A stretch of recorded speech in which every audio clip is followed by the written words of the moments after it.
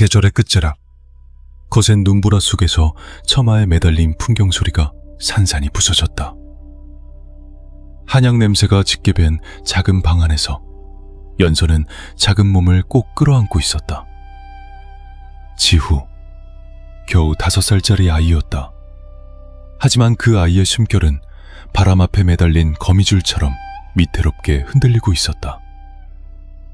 연서는 강원도의 수많은 산자락을 헤매며 아이를 살릴 방법을 찾아다녔다. 이름난 명의들에게 무릎을 꿇었고 깊은 골짜기에 산다는 눈먼 노법사까지 찾아갔다. 하지만 노법사는 고개를 저었다. 마른 자갈이 서로 부딪히는 듯한 쉰 목소리로 말했다. 이 아이의 명은 이미 다했다. 애초에 인간 세상에 속한 아이가 아니야. 억지로 붙잡을수록 더 큰 화를 부르게 될 거다. 하지만 연서는 운명을 믿지 않았다. 어머니에게 운명이란 피로라도 다시 써내려갈 수 있는 것이었다. 지우가 마지막 숨을 내쉬었을 때 아이의 눈은 그저 잠든 것처럼 조용히 감겨 있었다. 그 순간 연서의 세상도 함께 무너져 내렸다. 하지만 그녀는 울지 않았다. 연서는 자신의 긴 머리카락을 잘라 아이의 손목에 감아 묶었다. 그리고 짧은 단검을 들어 스스로의 생을 끝냈다. 이 세상에 지우의 자리가 없다면 그녀는 저 세상에서라도 아이를 찾을 생각이었다. 제1관문, 흑안진탑. 연서는 잿빛으로 뒤덮인 공간에서 눈을 떴다. 그곳의 하늘에는 태양이 없었고 땅은 뜨겁게 식지 않은 재로 덮여 있었다. 그녀의 눈앞에는 새까맣게 솟아오른 거대한 탑이 서 있었다. 탑 주위에는 수만의 영혼들이 울부짖으며 떠돌고 있었다. 그때 탑 안에서 낮고 묵직한 목소리가 울려 퍼졌다. 흑안을 넘어가려는 자는 누구인가? 연서는 한 걸음 앞으로 나섰다. 전생에서 남은 붉은 상처 자국이 아직도 손바닥에 남아 있었다. 저는 지우의 어머니 연서입니다. 제 아이를 데리러 왔습니다. 그 순간 탑의 문이 천천히 열리더니 그녀를 어둠 속으로 삼켜버렸다. 하지만 이곳의 시험은 칼과 찬이 아니었다. 거울이었다. 수만 개의 거울이 공중에 떠올랐다. 그 거울 속에는 연서와 지우의 모습이 비치고 있었다. 하지만 이상하게도 그것들은 행복했던 기억을 보여주지 않았다. 가장 지치고 힘들었던 순간들, 아이를 키우는 삶이 버겁게 느껴져 차라리 아이가 없었다면 자유로웠을 텐데 하고 마음속으로 스쳐 지나갔던 생각들. 지우가 실수로 도자기 그릇을 깨트렸을 때 참지 못하고 아이를 크게 꾸짖었던 순간들. 그때 형체 없는 존재의 속삭임이 그녀의 귓가에 스며들었다. 정말로 그 아이를 사랑하는 건가? 아니면 단지 자신의 소유욕을 채우고 있을 뿐인가? 잘 보아라. 네가 살아있을 때 그 아이를 얼마나 괴롭게 했는지. 어쩌면 그 아이의 죽음은 너와 그 아이 모두에게 해방이었을지도 모르지. 연서는 그대로 무너져 무릎을 꿇었다. 거울 속 장면들은 거짓이 아니었다. 그것들은 모든 어머니가 마음 깊은 곳에 숨겨두는 어둡고도 부끄러운 그림자였다. 뜨거운 눈물이 그녀의 뺨을 타고 흘러내렸다. 눈물이 검은 돌바닥에 떨어지자 칙 타들어가는 소리가 났다. 연서는 떨리는 손으로 한 거울을 향해 손을 뻗었다. 그 거울 속에는 일 때문에 바쁜 엄마가 놀아주지 않아 혼자 울고 있는 지우의 모습이 있었다. 연서는 흐느끼며 중얼거렸다. 그래, 나는 완벽한 엄마가 아니었어. 이기적이었던 순간도 있었어. 하지만 그건 내 잘못이야. 그 아이의 잘못이 아니야. 내가 나쁜 엄마라면 벌은 나에게 내려. 그러니까 이 아이만은 이곳에서 혼자 두지 마. 그녀가 자신의 약함과 죄를 인정하는 순간 수만 개의 거울이 동시에 산산이 부서졌다. 어둠이 뒤로 물러났고 탑 아래에 좁은 길 하나가 조용히 모습을 드러냈다. 첫 번째 관문은 힘으로 부순 것이 아니었다. 자신의 심장을 향해 잔인할 만큼 솔직해지는 것. 그것이 이 문을 여는 유일한 열쇠였다. 흑암 진탑을 지나 두 번째 시련. 끝없는 한빙의 평원. 흑암 진탑을 빠져나오자 연서의 뒤편에 짙게 응집되어 있던 어둠은 순식간에 흩어졌다. 그 자리를 대신한 것은 눈이 시릴 만큼 새하얀 공간이었다. 지옥의 추위는 강원도의 겨울과는 전혀 달랐다. 피부 위를 스치는 차가움이 아니라 영혼의 얇은 껍질을 그대로 뚫고 들어와 막 피어나르던 생각들마저 얼어붙게 만드는 냉기였다. 연서의 앞에는 끝이 보이지 않는 얼음 평원이 펼쳐져 있었다. 잿빛 지평선까지 이어진 영원한 빙원의 대지였다. 이곳의 얼음은 투명하지 않았다. 탁하게 흐린 얼음 속에는 포기해버린 자들의 몸이 갇혀 있었다. 아이를 찾아 나섰다가 멈춰버린 어머니들. 사랑하는 이를 위해 지옥까지 내려왔지만 끝내 추위를 견디지 못한 연인들. 두려움에 무릎 꿇은 수많은 영혼들이 그대로 얼음 속에 봉인되어 있었다. 지우야, 어디 있니? 연서의 목소리가 공기 속으로 흘러나왔다. 그러나 그 말은 곧 작은 얼음 결정으로 변해 바스러지며 땅 위로 떨어졌다. 연서는 걸음을 내디뎠다. 맨발이 얼음 위에 닿는 순간 수천 개의 칼날이 발바닥을 파고드는 듯한 고통이 밀려왔다. 한 걸음, 영혼의 피가 흘러나왔다. 은빛으로 빛나는 액체였다. 그러나 그것은 곧바로 얼어붙어 발을 땅에 단단히 붙잡아 버렸다. 두 번째 걸음을 떼기 위해 연서는 스스로의 살을 얼음에서 뜯어내야 했다. 차가운 땅 위에는 찢겨나간 영혼의 파편들이 남았다. 한참을 걸었을 때 풍경이 변하기 시작했다. 눈보라가 몰아치기 시작했다. 그 울음 같은 바람은 마치 수만 명의 길 잃은 아이들이 어머니를 부르는 소리처럼 들렸다. 짙은 눈안개 속에서 연서는 멀리 작은 그림자를 보았다. 몸을 웅크리고 앉아있는 아이의 모습이었다. 지우야! 연서는 미친 듯이 달려갔다. 발은 이미 살이 찢어지고 하얀 뼈가 드러나 있었지만 그녀는 멈추지 않았다. 그러나 손이 닿는 순간 그 그림자는 차가운 안개로 흩어졌다. 그리고 어디선가 목소리가 울려 퍼졌다. 걸을수록 너는 사라진다. 한 걸음마다 너의 영혼 일부가 이곳에 남는다. 정말 그 아이를 찾게 되었을 때 너에게는 그 아이를 안아줄 것이 아직 남아있을까? 그것이 바로 끝없는 한빙의 평원의 잔혹한 진실이었다. 이 지옥은 단번에 죽이지 않았다. 천천히, 조용히 여행자의 생기를 갉아먹었다. 연서는 자신의 손을 내려다보았다. 손가락이 점점 투명해지고 있었다. 그리고 곧 영원한 죽음에 새긴 푸른 회색으로 변하기 시작했다. 고통도 점점 사라졌다. 대신 무서운 무감각이 찾아왔다. 그 무감각은 속삭였다. 이제 그만 누워도 된다고. 눈을 감고 긴 잠에 빠져도 된다고. 누워버리면 이 고통도 끝난다고.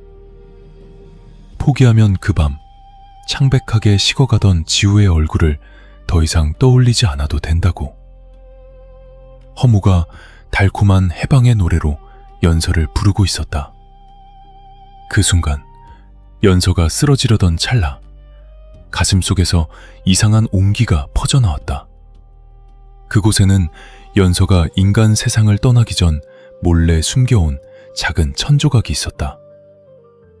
지우의 낡은 옷에서 떼어낸 조각이었다. 그 천에는 우유 냄새와 아이의 땀 냄새와 겨울밤마다 끓여주던 따뜻한 파죽의 향기가 배어 있었다.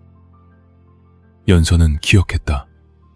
작년 가을 어느 날 지우가 작은 손으로 연서의 손을 꼭 잡으며 말했던 것을.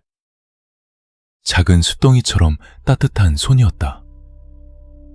엄마, 나중에 내가 크면 엄마가 절대 춥지 않게 아주 따뜻한 집을 지어줄게. 연서는 눈을 감았다. 그리고 낮게 속삭였다. 미안해, 지우야.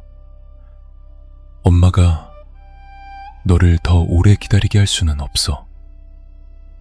그녀는 노래를 부르기 시작했다. 아주 오래된 자장가였다.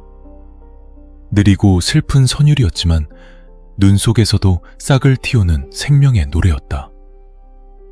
연서는 가장 따뜻한 기억들을 불씨로 삼아 자신의 영혼을 태웠다.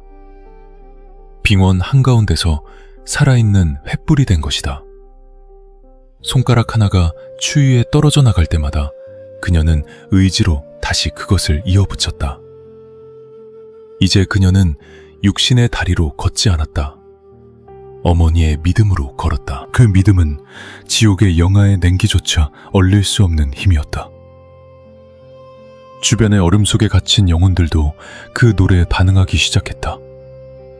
빙원 곳곳에 금이 가기 시작했다. 그리고 마침내 불꽃처럼 빛나는 길 하나가 연서 앞에 열렸다. 그 길은 그녀를 곧장 앞으로 이끌었다. 한빙의 경계를 벗어났을 때 연서의 몸은 거의 희미한 그림자만 남아있었다.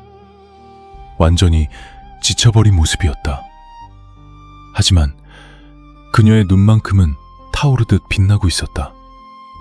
어떤 형벌이 기다리고 있더라도 그녀는 이제 멈추지 않을 것이었다. 막노무영, 세 번째 시련. 빙원의 끝을 지나자 연서는 끝이 보이지 않는 긴 회랑에 들어섰다. 공기에는 붉은 꽃의 향기가 짙게 배어 있었다. 그 향기는 바로 피아노의 향기였다. 그리고 그 사이사이에는 세월의 먼지가 무겁게 가라앉아 있었다. 이곳은 막노무영. 형체를 잃은 채 집착만을 끌어안고 떠도는 자들이 지나가는 길이었다. 이곳에는 채찍도 없고 얼음의 고통도 없었다. 대신 더 잔인한 것이 있었다. 침묵이었다. 길 양옆의 벽은 돌이나 벽돌로 만들어진 것이 아니었다. 그것은 망각의 실로 엮여 있었다. 연서는 천천히 걸었다. 마치 진흙으로 가득한 기억의 강을 거슬러 올라가는 기분이었다. 발걸음 하나하나가 무거웠다. 왜냐하면 삶의 장면들이 하나씩 떠오를 때마다 그녀의 기억 일부가 조용히 사라지고 있었기 때문이다. 그때 허공에서 얼굴 없는 여인이 나타났다. 그녀의 손에는 수정처럼 맑은 물이 담긴 그릇이 들려 있었다. 목소리는 아이를 재우는 어머니의 자장가처럼 부드러웠다. 마셔라, 아이야. 마시면 더 이상 아프지 않을 거야. 고통은 족쇄지만 망각은 자유란다. 그 아이는 이미 떠났어. 왜 아직도 그 짐을 끌어안고 지옥의 끝까지 내려오려 하는 거지? 연서는 멈춰섰다. 앞선 두 개의 관문을 지나며 목은 타들어가듯 말라 있었다. 단 한 모금만 마시면 심장이 찢어지는 느낌도 사라질 것이다. 어둠 속에서 웅크리고 있던 지우의 모습도 더 이상 떠오르지 않을 것이다. 더 이상 아프지 않다는 유혹은 어떤 칼날보다도 강했다. 연서는 떨리는 손을 내밀었다. 손끝이 그릇의 가장자리에 닿는 순간 문득 끔찍한 사실을 깨달았다.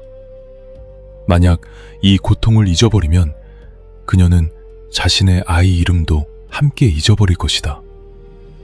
만약 더 이상 아프지 않다면 지우는 정말로 허무 속으로 사라져버릴 것이다. 이 세상에서도 저승에서도 지우의 온기를 기억하는 사람은 오직 연서 한 사람뿐이었기 때문이다. 연서는 쉰 목소리로 말했다. 이 고통은 내가 아이와 이어져 있는 유일한 끈이야. 그리고 그릇을 밀쳐 넘어뜨렸다. 물이 바닥에 쏟아지는 순간 그 자리는 검게 타올랐다. 그 순간 회랑이 흔들리기 시작했다. 망각의 망령들이 몰려들었다. 그들은 연서의 귀에 잔인한 속삭임을 흘려넣었다. 가난했던 세월, 아이에게 옷 한 벌 사주기 위해 자신은 굶어야 했던 날들. 그들은 속삭였다. 모성애 같은 건 종족을 유지하기 위한 신의 거짓말일 뿐이야. 연서는 눈을 꽉 감았다. 이제 눈으로 보지 않았다. 대신 마음 깊은 곳을 뒤지기 시작했다. 지우의 왼쪽 어깨에 있던 별 모양의 작은 점, 뛰어놀다 돌아왔을 때 햇볕 냄새가 배어있던 머리카락, 잠에서 깨어날 때마다 어눌하게 부르던 한마디, 엄마. 연서는 손톱으로 자신의 손바닥을 긁어냈다. 육체의 고통으로 흐여지는 정신을 깨우기 위해서였다. 그 긴 상처 하나마다 아이의 이름 한 글자를 새겼다. 그리고 자신의 피로 공중에 이름을 썼다. 지후. 붉은 글자가 불꽃처럼 타올랐다. 그 빛은 망각의 안개를 갈라놓았다. 주변의 나약한 영혼들은 그 빛에 비명을 질렀다. 그것은 사랑하는 이를 잊느니 차라리 영원한 고통을 택하겠다는 한 어머니의 빛이었다. 마침내 회랑의 끝에 썩어가는 나무 문이 나타났다. 문 앞에는 큰 거울 하나가 서 있었다. 연서는 그 안을 바라보았다. 그리고 숨이 멎을 듯 놀랐다. 거울 속에는 더 이상 자신의 얼굴이 없었다.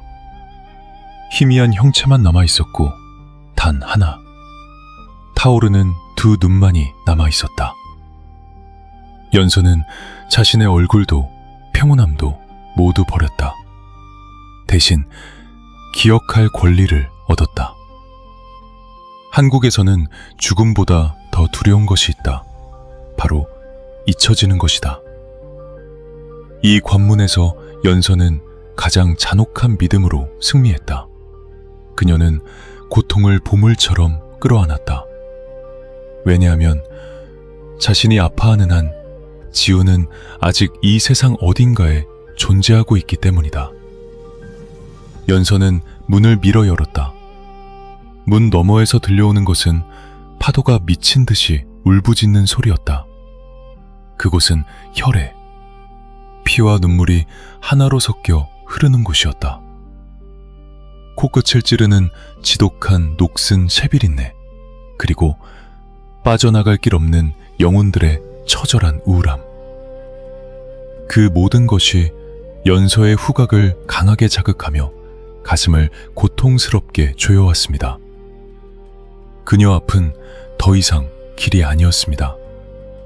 그곳은 펄펄 끓어오르는 대지 위로 붉은 파도가 소용돌이치는 거대한 피의 바다. 바로 혈해륜회였습니다. 이곳에서 피는 단순한 죽음을 의미하지 않습니다. 부모와 자식의 운명을 쇠사슬처럼 묶는 혈육의 상징이자 영원한 죽음의 문턱을 넘기 전 모든 인연을 잔혹하게 씻어내는 마지막 관문이었죠. 연서는 깎아지른 절벽 끝에 서서 마치 부상당한 짐승처럼 포효하는 바다를 내려다보았습니다. 붉게 뒤엉킨 파도 사이로 작고 가녀린 그림자가 외로운 바위 위에 웅크리고 있는 것이 보였습니다. 지우였습니다. 아이는 울지도 않았습니다. 그저 텅 빈 눈으로 허공을 응시할 뿐이었죠. 마치 이 세상의 모든 온기를 빼앗겨버린 영혼처럼 말입니다. 지우야, 엄마야. 연서가 절규하며 불렀지만 그 목소리는 거친 파도 소리에 힘없이 먹혀버렸고 목구멍 속에는 텁텁한 재의 흔적만이 남았습니다. 그때 죄인들의 머리카락으로 짠 누더기를 걸친 얼굴 없는 사공이 다가왔습니다. 그는 뼈마디가 부딪히는 듯한 메마른 웃음소리를 내며 말했습니다. 저 너머로 가고 싶은가? 이 배는 텅 빈 영혼은 태우지 않는다. 오직 내 살점과 뼈를 대가로 내놓아야만 한다. 피의 바다를 지나는 한 걸음마다 내 신체의 일부를 수중의 악귀들에게 제물로 바쳐야 할 것이다. 그렇지 않으면 놈들이 배를 뒤엎어버릴 테니까. 연서는 단 1초의 망설임도 없이 배에 올랐습니다. 아이가 숨을 거둔 그 순간 이미 그녀의 영혼도 죽어버렸기에 가능한 무서운 평온함이었습니다. 배가 기우뚱하며 기슭을 떠나자마자 바다 밑바닥에서 끈적이고 창백한 수천 개의 손들이 올라와 그녀의 다리를 핥히고 뜯어내기 시작했습니다. 영혼을 찢는 듯한 고통이 지진처럼 몰려왔지만 연서는 입술이 터져 피가 흐를 정도로 어금니를 깨물며 썩은 배 난간을 붙잡았습니다. 다리의 살점이 한 조각씩 떨어져 나가 붉은 물 속으로 녹아드는 것이 생생하게 느껴졌습니다. 앞만 봐야 해. 지우만 보면 돼. 그녀는 마치 미친 듯이 주문을 외우듯 중얼거렸습니다. 배가 바다 한가운데 가장 격렬한 핏빛 폭풍 속으로 들어섰을 때 사공이 갑자기 노지를 멈췄습니다. 악귀들이 더 큰 대가를 원한다. 네 눈을 내놓아라. 다시는 태양빛을 보지 못하도록. 연서는 떨리는 손으로 자신의 얼굴을 마지막으로 어루만졌습니다. 그리고 눈을 감자 해숙한 뺨 위로 두 줄기의 피눈물이 흘러내렸습니다. 그녀는 스스로 자신의 시력을 영원한 어둠 속에 바쳤습니다. 이제 그녀의 세상은 오직 거친 파도 소리와 지우의 심장에서 전해지는 미세한 온기뿐이었습니다. 눈이 없어도 아이를 볼 수 있었습니다. 가슴 속 고통스러운 심장 박동 하나하나가 아이를 향한 이정표가 되어주었기 때문입니다. 연서의 살과 피가 바다에 떨어질 때마다 그녀의 몸은 가벼워졌지만 의지는 천근의 무게로 무거워졌습니다. 배가 마침내 저승의 하얀 모래사장에 닿았을 때 연서는 이미 형체를 알아볼 수 없을 만큼 망가진 장님에 불과했습니다. 하지만 그녀는 뼈만 남은 손으로 바닥을 퀴어가 떨고 있는 아이를 끌어안았습니다. 엄마가 왔어. 지우야, 무서워하지 마. 엄마가 왔어. 그것은 육신의 만남이 아니라 운명에 짓밟힌 두 영혼의 처절한 교감이었습니다. 그 순간 대지가 요동치며 차가운 위압감이 공간을 지배했습니다. 마침내 염라대왕이 나타난 것입니다. 하늘 높은 곳에서 쏟아지는 위압감은 마치 거대한 바위산처럼 연서를 짓눌렀습니다. 뼈로 조각된 옥좌에 앉은 염라대왕의 눈은 모든 것을 꿰뚫어보는 블랙홀 같았습니다. 미천한 인간아, 너는 옥의 문을 지나며 만 가지 고통을 겪었다. 이미 명이 다한 영혼을 찾기 위해 말이다. 네가 지금 윤회의 섭리를 어지럽히고 있다는 사실을 아느냐? 장님이 되어 만신창이가 된 연서는 지우를 품에 꼭 안은 채 두려움 없이 바닥에 머리를 짓찢었습니다. 저는 윤회도 천명도 모릅니다. 그저 이 아이가 제 세계의 전부라는 것만 압니다. 만약 이 아이가 운명 때문에 죽어야 한다면 그 운명이 잘못된 것입니다. 싸늘한 웃음소리가 울려 퍼졌습니다. 운명의 실수는 없다. 오직 대가만이 있을 뿐이다. 아이를 살리려면 네 영혼이 대신 이곳에 남아 영원히 고통받아야 한다. 다시는 빛을 볼 수도 없다. 그래도 하겠느냐?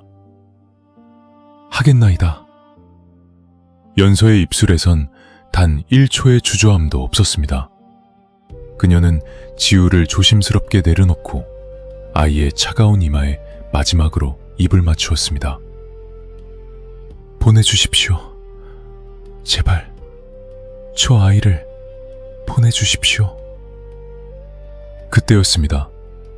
염라대왕의 검은 기운이 연서를 덮치려는 찰나, 하늘 위에서 찬란한 황금빛이 쏟아져 내리며 지옥의 어둠을 순식간에 몰아냈습니다. 비린내 가득하던 공간에 청아한 연꽃 향기가 차올랐습니다. 부처님이 현신하신 것입니다. 염라여, 손을 거두어라.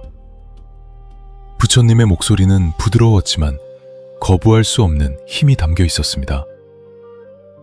이 여인의 모성애는 더 이상 집착이 아니라 대자대비의 경지에 이르렀다. 타인을 위해 스스로 영혼을 부서뜨린 그 마음은 이미 불성에 닿아 있느니라. 천지는 무정할 수 있으나 어머니의 마음은 모든 법도를 초월하는 진리이니라.